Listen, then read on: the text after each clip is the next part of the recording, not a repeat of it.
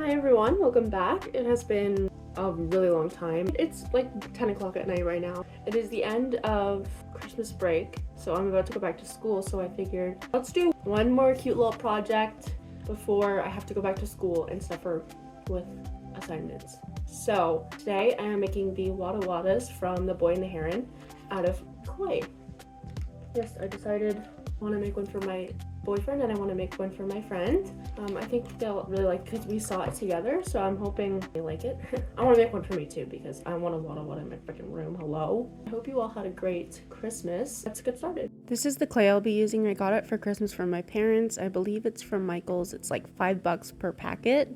Just want to apologize for the awful quality this video has. I was really trying to figure out what to do and I literally had to put my phone on my light next to my freaking desk, so this is what you get. So I literally started off by doing the tinfoil balls and then covering them with clay. The stuff was super sticky, so if you're going to use it, make sure it's on a flat, clean surface. And it's really messy and it just gets everywhere, so yeah, I would recommend putting it somewhere clean because it will get residue on there. I tried my best to roll it out flat. I didn't have a rolling pin handy, so I just used my fingers. Then I take the clay and I wrap it over the tin foil and I try to smooth it out as best as I can because these little guys are super round and they're so smooth and they kind of look like marshmallows, so I'm going for the smooth look. This was so hard. The process of making this thing as smooth as I could was very difficult. I had to take out the water, and I try not to do water because it makes the air dry clay crack easier, but it was so hard to smooth out and there was all these little nooks and crannies that I needed to get in, and so this was me trying to attach it. Next was to make the limbs, and they were super easy because they were just little nubs. This is what it ended up looking like after many hours of smoothing. This is what my hands looked like by the end of the night. They were completely white. It was so bad, but it came off really easy with just soap and water, with warm water specifically. So this is what they ended up looking like by the end of the night. And this is what it looked like this morning when I woke up. Their bums were still wet, so I had to flip them over and wait for them to dry till tomorrow, and then I can start painting.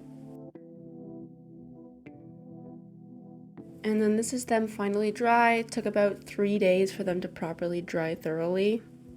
Then I took some sandpaper and just tried to get it as smooth as I could. I was having trouble with that big block of sandpaper, so I made it smaller by cutting it out with a piece of scissors. I think it's really funny that you can see my phone sliding and it's about to fall. It's so funny.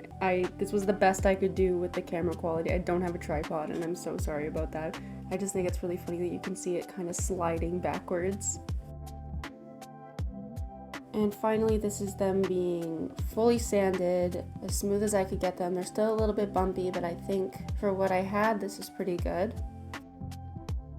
These were the paints that I was using. They're both acrylic paints, literally from the dollar store. They're like $1 each.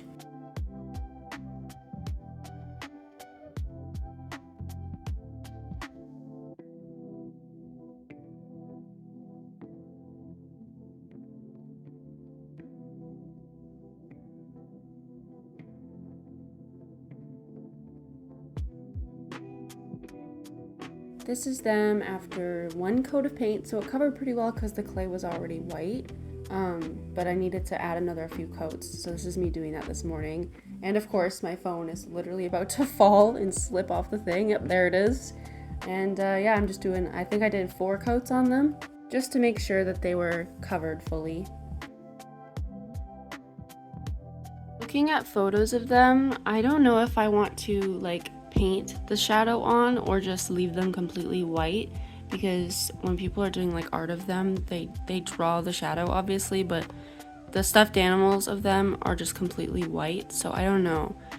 I think I'm gonna try to add a shadow, and if I hate it, I'll just paint over it.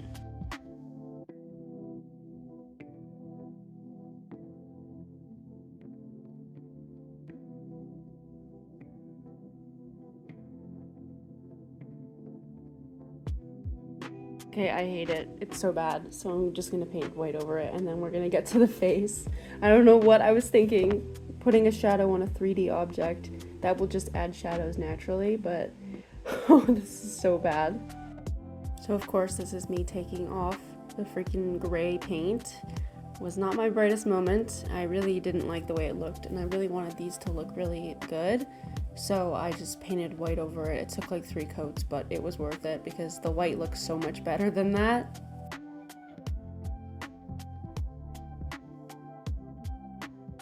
And this is me finally adding some personality to these white blobs. I added some faces, and I really think that this added a lot of personality. I think they look so cute. I used the back of paintbrushes because it's a lot easier to dot on. I don't have any dotting tools, and I think it worked pretty well.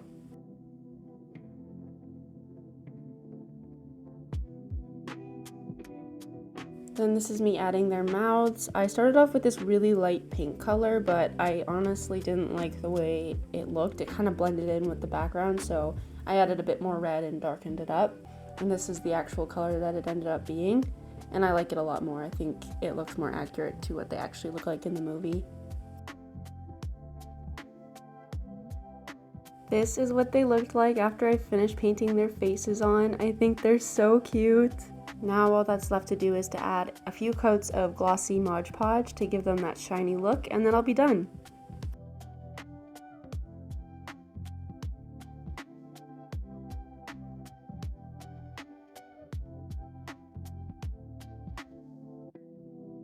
And finally, this is the finished product. I love them so much, and I hope you guys like them as much as I do.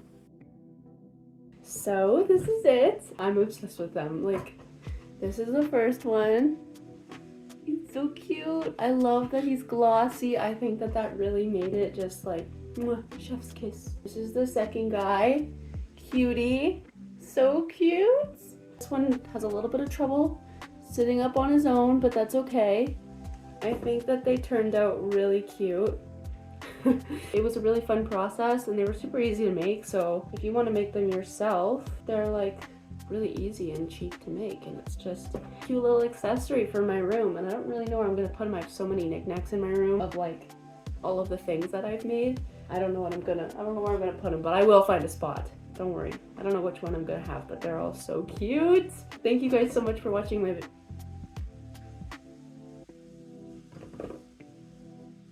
Thank you guys so much for watching my video. I hope you enjoyed, and I hope you have a great day. So, yeah, bye.